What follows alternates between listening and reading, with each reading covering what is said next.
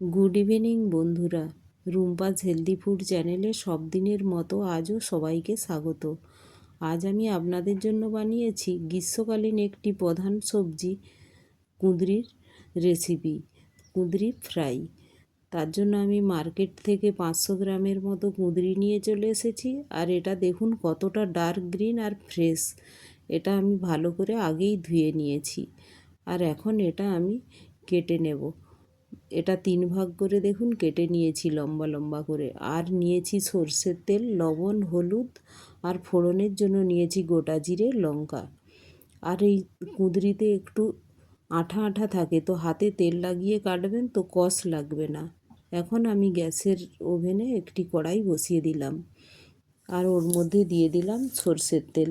দেখুন খুব কম পরিমাণেই তেল দিলাম, তাতেই আমার 500 গ্রাম কুঁদরি ফ্রাই হয়ে যাবে। আর ওর মধ্যে দিয়ে দিলাম ফোড়নের লঙ্কা আর গোটা জিরে। আর জিরাটা যখন ফেটে ফেটে আসবে, তখন ওর মধ্যে দিয়ে দেব কেটে রাখা কুঁদরিগুলো।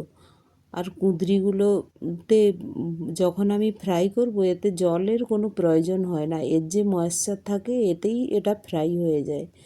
তো এর মধ্যে দিয়ে দেব স্বাদ মতো লবণ আর পরিমাণ মতো হলুদ দিয়ে ভালো করে আমি নেড়ে নেব।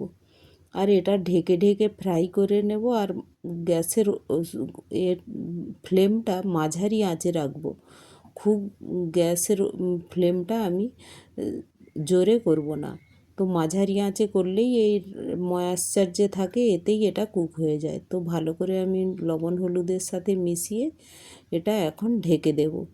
ঢেকে আমি 2-3 মিনিট অন্তর অন্তর এটা একটু কুক করে নেব। ঢেকে এটা 2-3 মিনিট দেখুন হয়ে গিয়েছে। তো একবার আমি এইভাবে উল্টে দিচ্ছি, নেড়ে দিচ্ছি এইভাবে। তো এইভাবে আমি 3-4 বার এইরকম 2-3 মিনিট অন্তর অন্তর করে দেখুন কালারটাও চেঞ্জ হয়ে এসেছে। আর প্রায় একটু নরম নরম হয়ে গিয়েছে আগের থেকে। যেহেতু লবণ হলুদ দেওয়া আছে, তো তাড়াতাড়ি এটা কুক হয়ে যায়। দেখুন আরেকবারও আমি ঢেকে দিলাম, ঢেকে এটা কুক হতে দিয়েছিলাম। দেখুন এখন প্রায় হয়ে এসেছে। তো আমি এটাকে উল্টে দিচ্ছি। আর এটা এইভাবেই 3-4 বার নাড়াচাড়া করতে করতে দেখবেন এই যে এইভাবে লাইট ব্রাউন কালার এসে যাবে। তো তখন বুঝতে পারবেন হয়ে গিয়েছে। দেখুন খুব নরম নরম প্রায় হয়ে এসেছে। তো আমি গ্যাসের ওভেনটা এখন বন্ধ করে দেব, আর একটি পাত্রে এটা তুলে নেব। আর এটা আমি বানিয়েছি গরম ভাতের সাথে। আপনারা এটা জলঢালা ভাতের সাথেও খেতে পারেন, রুটির সাথেও খেতে পারেন। তো টেস্টটা খুব ভালো লাগে। আর যদি রেসিপিটি ভালো লাগে, একটি লাইক, শেয়ার ও সাবস্ক্রাইবও করে দেবেন। Thank you.